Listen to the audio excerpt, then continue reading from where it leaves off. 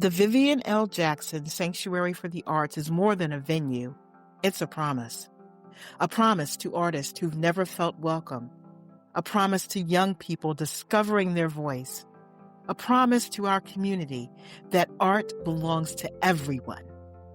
As the new home of Selah Theatre Project, this sanctuary will host performances, classes, community gatherings, and stories that challenge, heal, and connect us.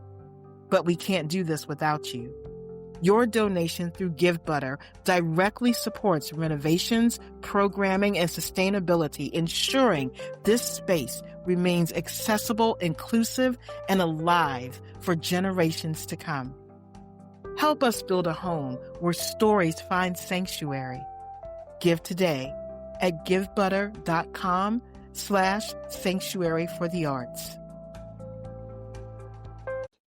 As Selah Theatre Project prepares to open its future home, the Vivienne L. Jackson Sanctuary for the Arts, Theater Talk presents a 3-part conversation series honoring the woman whose legacy inspired its name. Vivienne L. Jackson was more than a restaurant owner. Through Ruth's Tea Room, she created a sanctuary long before the word was attached to a building, one rooted in dignity, safety, community, and belonging. From 1923 until its closing in 2005, Ruth's Tea Room served as a haven for people of all walks of life during segregation and beyond. This series explores her impact through civic leadership, faith community, lived memory, and art, honoring Black history not as something past, but present and alive. Part 1 is our civic memory and public honor, with special guest David Smith, the former mayor of Winchester, and John Hill, the former vice mayor of Winchester. In this Part 1, I speak with David Smith and John Hill, the first Black mayor and vice mayor duo in the city of Winchester's history, about commissioning the play Ruth's Tea Room, the importance of public acknowledgement, and why naming Selah Theatre's future home after Vivienne L. Jackson is a civic statement of values. This conversation centers how cities choose to remember and who they choose to honor out loud. Part 2, I sit with special guest Mark Harmon, who was a church and choir member with Vivienne L. Jackson, and Josh Riley, Ruth's Tea Room's historian and fundraiser. In Part 2, the conversation moves into sacred space. Mark Harmon reflects on worshiping and singing alongside Miss Vivienne at First United Methodist Church, the very sanctuary Selah Theatre Project is now going to steward. Josh Riley shares firsthand memories of growing up at Ruth's Tea Room, documenting its history, and leading fundraising efforts for Miss Vivienne's retirement, offering living testimony to how one woman shaped generations. This episode asks, what does sanctuary look like when faith, food, and community intersect? And Part 3, art embodiment. I sit with special guest Joanne Thompson, who is the actor who portrayed Vivienne L. Jackson in the first installment. I sit down with Jo and we talk about the dramatized play Ruth's Tea Room. The production drew hundreds from across the nation, many coming to see Miss Vivienne one last time and reminisce about the space that once held them. This episode explores the power of art to hold memory, embody legacy, and transform a story into a communal act of remembrance. This series is important because naming Selah Theatre Project's future home after Miss Vivienne Jackson is not just symbolic, it is intentional. This 3-part series documents why her name belongs on the building and why Black women's leadership, care, and legacy deserve permanent, visible honor. This is not nostalgia. This is living history. This is the Sanctuary for the Arts.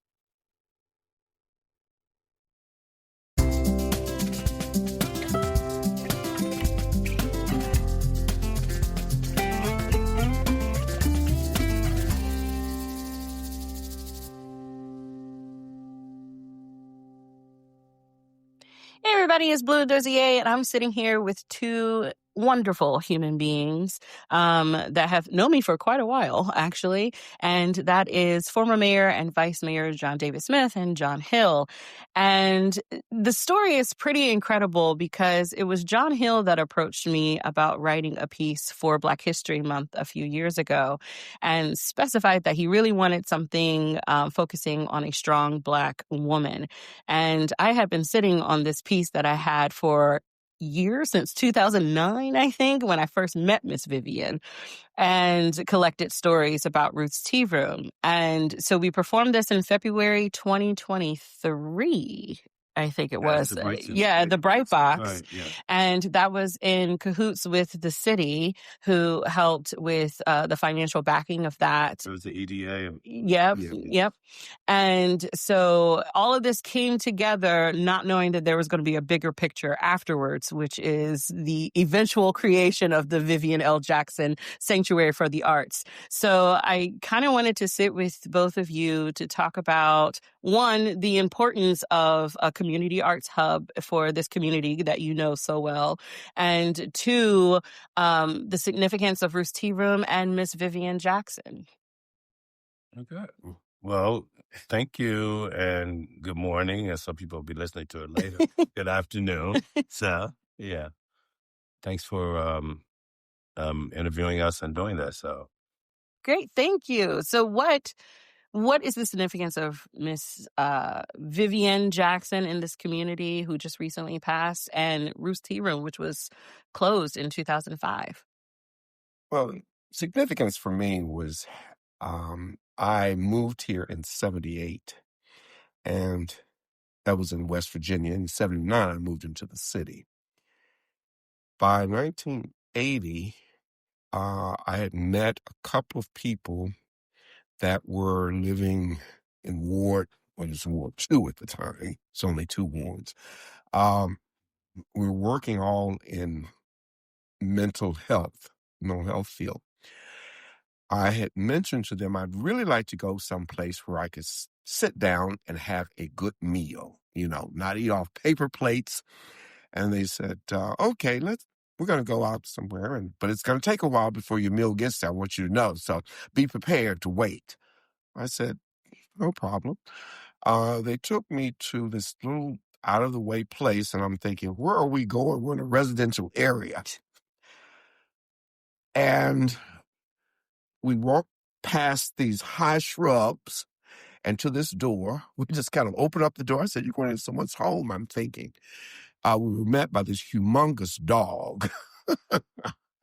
I'm thinking, oh, sorry, God. We went inside and sat down, and this little lady came up to us and said, all right, boys, what do you want?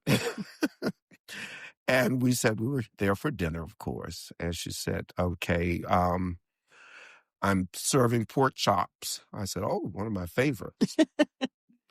Little did I know that when I was told by my friends that I had to wait until she cooked, I really had to wait because everything was done fresh by her that night.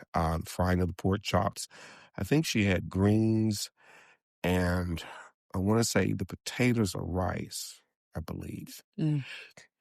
While we were waiting, we all ordered beers. And amazingly, because I was not a heavy drinker, I said, could you put my beer in a glass?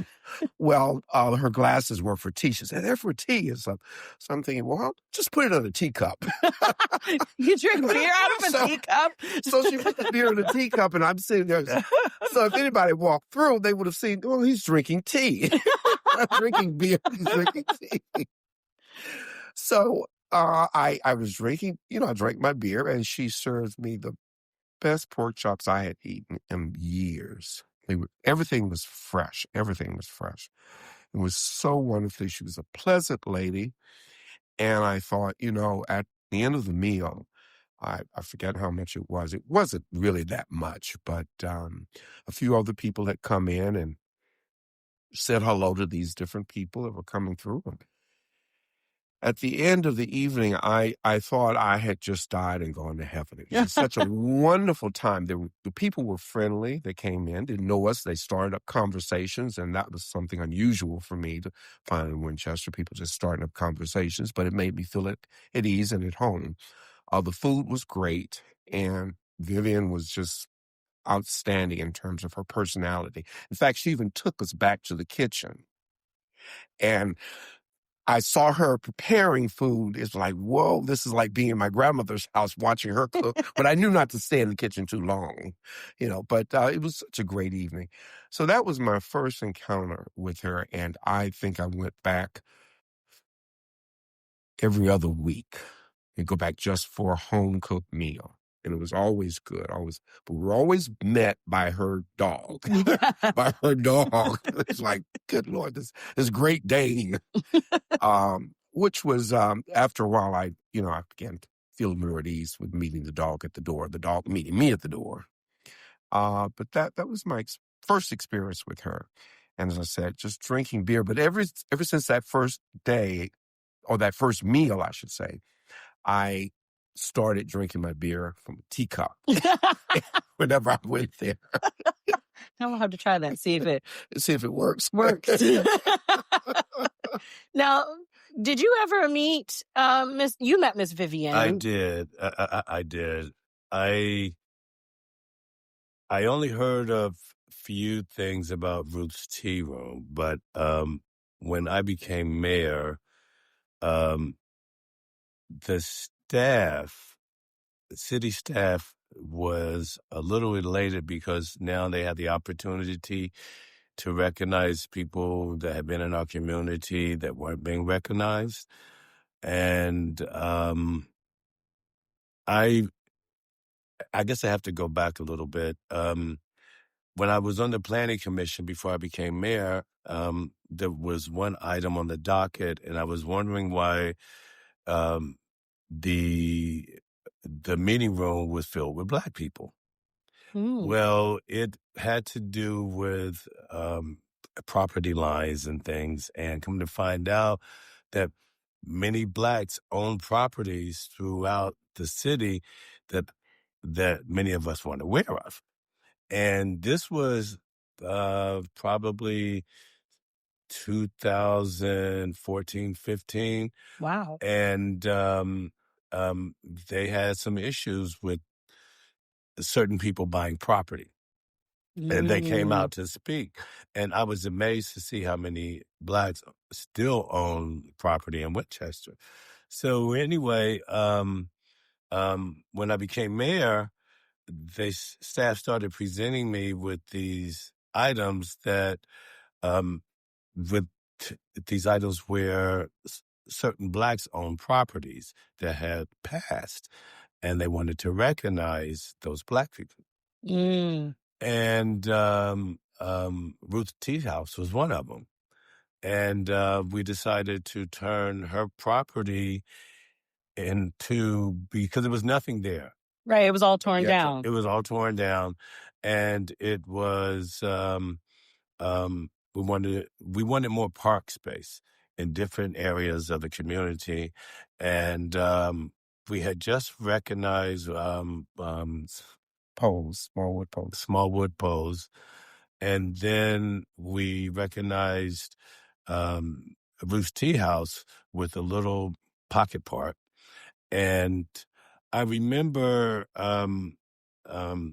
before I got up to say a few words, I went over to meet her, and when they introduced us, she looked at me and looked at them as she took her finger and said, "Get closer."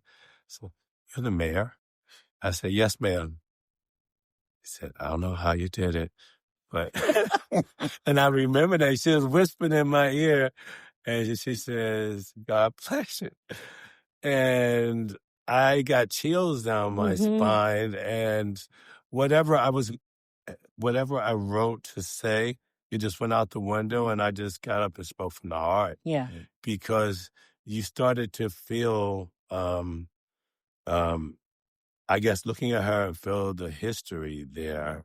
And it just sort of came natural. And I knew what was written and who came through there, Blacks traveling from far. Yeah. They would stop there because it was a place that they could sit in the dining room.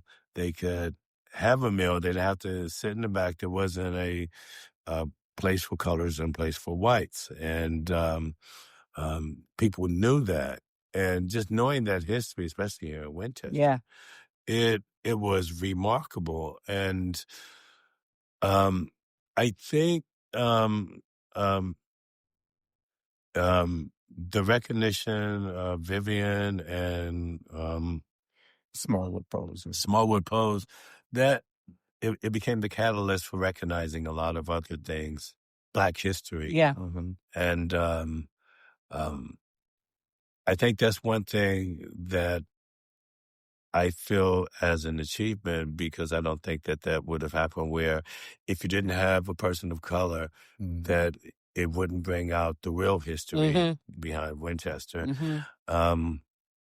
And I guess people, they were like, now is the time. But actually meeting somebody like her, I didn't meet any of the others. I didn't meet Dr. Brooks. Right. And I'm sure that there's others that I probably have met that have a long history.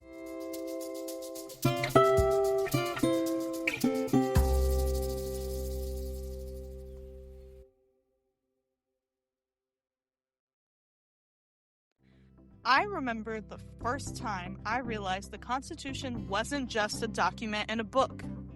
It was something people argued over, something that shaped who was protected and who wasn't.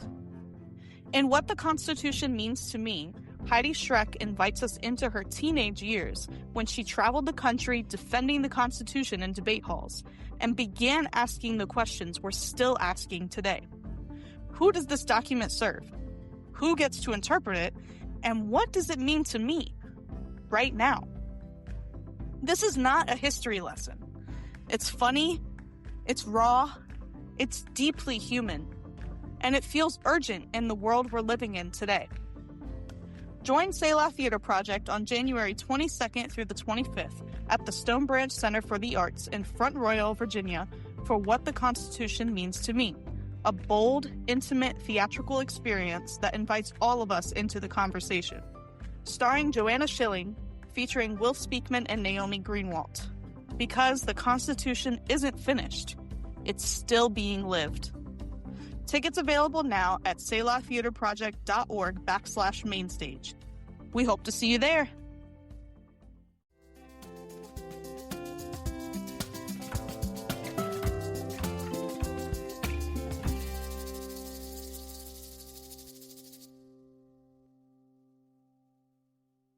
It was just amazing. And then to see the play that you put together at the Bright Center, I was like, it was such a rich history. And the people that showed up, it was such a diverse group of people. Yeah. And you could hear a pin drop in there because people were so engaged. They wanted to hear that history. Yeah. So. And she came to the first showing of it, which made me nervous. I like literally 10 seconds, Joe and I are waiting downstairs to come up. And I was like, what are we doing? Why are we doing this? This is dumb. What are we doing? And she was like, shut up, girl. Come on up here. Do this thing. And because really it's the first time that my adult work, like people have seen my writings for children's theater and all that stuff. So that was one of my first, and for the person to still be living and be there. Yes. And a lot of the stories that I collected were from citizens of Winchester or people that had encounters with Miss Vivienne or Ruth's Tea Room. So there was a lot of truth in there as well. So after the show, she was fascinated by Joe because they look so much alike. Wow. And she was fascinated by Joe, so she spoke with Joe the most. But she came over to me and she said, I got one question. I said, yes, ma'am. Why is there a black tablecloth on that table? And I said, it was the only tablecloth we had access to. And she said, okay. And then she walked away. That was it. That was it. And I can understand that being a restaurateur. Yeah. That the only time you put black tablecloths on the table is when a client ask for it. Otherwise, you do white or off-white. Yeah. Let's see, hers were burgundy. So when we did it the second time, we made sure. Okay. We made sure we had the right tablecloth. I was like, she is not coming for me. And so it was fun because the second time we did it kind of in like a tea-like setting where the audience was surrounded by the actors as well. Oh, wow. And so we had people that traveled from like New York, Pennsylvania, coming up from South because they were teenagers that have all dispersed. And so they heard about it and came back. We had a group of teen girls. I call them teen girls. They're all in their 50s and 60s, but they came back and you could tell they turned into teenagers again because we had Joe wearing Miss Vivienne's actual bangles. Oh, and wow. so they heard the bangles off stage and you saw them go. They straightened up immediately and they were so cute. And so it's amazing that even after her passing that she still has this warmth and this light that she's passed through this community. So it just makes sense that the church that she worshiped at, that's now going to become our theater. Wow. It makes sense to honor her in that light. She sang on that stage. Wow. Yeah. That's fantastic. Yeah, that's wonderful. I remember her being a member of the choir and letting us know one night she talked about singing in the choir, and she was always dressed. That's one thing I liked about her. She was always dressed. Even when she went to the kitchen, I saw her, she'd have a little apron on, but she'd take that apron off and come out and sometimes serve people. Sometimes she'd have someone serve food to you. But she you know why that was, though, during that time? Well, because white people had a certain outlook of blacks. yeah. And so to step above that, you always had to be on point. Yeah, because her father apparently always wore like a tucked shirt and tie always, when he served. Yeah. And always sat in a corner on a stool or something. We have some pictures of him. And we actually got his electric razor that we found in her stuff. Oh, my God. Oh, God. Yeah. But she was always, and that's what I admired about her, was that she was always dressed, and I love eating off real china and using real silver and real glasses and cups. And that was just amazing to me, because sometimes I'd go out to a restaurant and it's like, well, where's the napkin? Where's the cloth napkin? I don't want a paper napkin. I want a cloth napkin. But those days are gone. I know they're gone. I know. Unless you're willing to pay for it. Yes, I know. But that was an exciting thing. And at the time, there were very few restaurants that were serving food that was that fresh, and certainly going to that extent with all of the additions of making you feel like you were sitting in your own kitchen or dining room, so to speak. That was exciting to me. But just seeing her riding around town sometimes, we'd always wave at her. Sometimes I saw people wave. I didn't know who you were or something. We'd tell her later, that was me waving at you or something. She'd have her dog in the car always. They would be going somewhere. But that was an exciting time. And I think what you did, that was a real surprise to me when you told me about the play that you were doing in her honor. It's like, Vivienne Jackson, wow. I was a little concerned because I kept thinking, are people going to come out and see this? And I was very pleased that they did come out. And a lot of people. We sold out both shows. A lot of people remembered, yes, you told me that. And I thought, God, I should have been here at every show, but I just couldn't make every show. I'm hoping that sometime in the future you'll do a repeat. Yes, the owner, Richard Hahn, he was like, you got to open. When you open, you got to open with Ruth T. It just makes sense. Yeah, you got to do that. But that was such a great honor to her and to other African Americans that lived and were raised in this area. And I just really, really, I'm so thankful for that you've done what you're doing. Yeah. Well, when we went to see Ruth's Tea House when we went to see the play, my partner, through and through German, at one point I looked over at him and he was sniffling. Wow. He was getting emotional. And I said, "Are you okay?" And he said, "No, I'm fine." I said, "Oh." Got him. You did. and we talked about it on the way home, and it was, he really, really enjoyed it as well. And not many things get him going like that, but it did. You're so tickled by it. I am.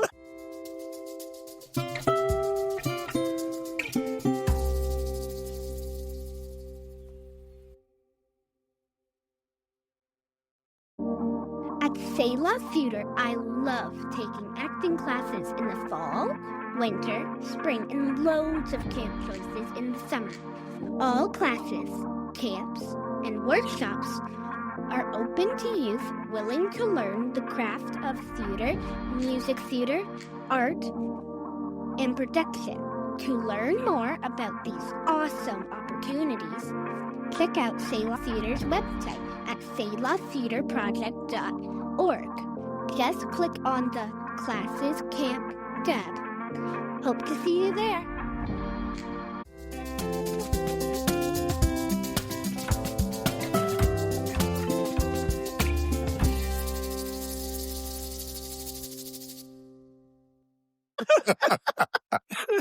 So, well, how do you feel about, because you guys both know me and I've been pushing the arts in this area for a while. I'm kind of a stickler for it. A community arts hub that is available not just for our theater company, but for emerging artists or people that need a space to create or present, whether to an audience or private, whatever it may be. What are your thoughts of that as former city officials on how that could benefit the city and its citizens and surrounding areas? Well, Oh, go ahead. Okay, I'm excited. I'm really excited because ever since I had become a member of the Shenandoah Arts Council, or I had become a board member, or I'm former board member, I should say, was that I'd always pushed to have more Black presentation in this community. Right. And they gave me an opportunity to have exhibits for over 15 years in their space. So having a theater arts group here is very exciting to me. And it shows that the city is moving in the right direction. I think it's going to be very successful, and to offer an opportunity for high school kids as well as college kids in the area to showcase their talents is really, really big. And I think a lot of people are going to benefit from having something like that here. I don't know if I will be probably be trying to become a season's ticket holder. But I've always loved the arts, and I can remember growing up, I had two aunts, one in particular who majored in fine arts and had done some very minor plays, during her early career. But as she had children, she just kind of dropped it. But she still tried to push everyone in the family to visit a theater at least once a month. And whenever I'd go to visit her, that's the first thing we would do. It was always on our agenda. We're going to see a play. We're going to see a play. And that was always exciting to me. So the opportunity for those that are not performing just to see performances, especially by Black people, is going to be exciting. Awesome. Well, when we opened up our restaurant in 2003, the only thing that people had to do was to go out and eat or go out to drink. Right.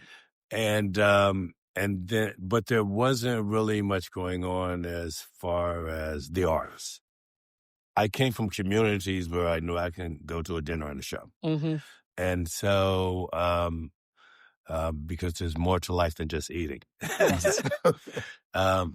But as things start progressing, then you had the Bright Center, and used to be Coley Harry's. Used to go there if you were into that type of music, and also Sweet Caroline's. Oh yeah, yeah.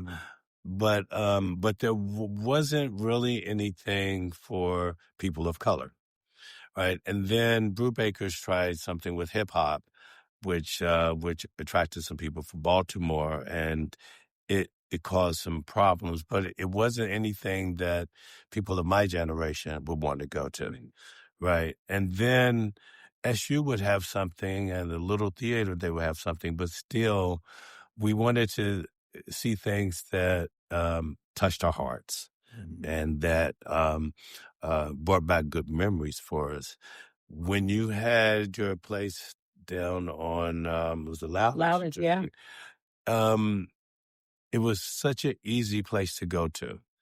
And I felt sad when you moved out, but I'm glad that you're back because that is something that we need. People are hungry for the arts. And the good thing about your theater company, your production company, is that you touch upon all walks of life. And it brings people out. And I think by it being central in Winchester now, people just walking around, and we have so much tourism. Oh, if they're staying in a hotel, then they know that they can go to a show and grab something to eat.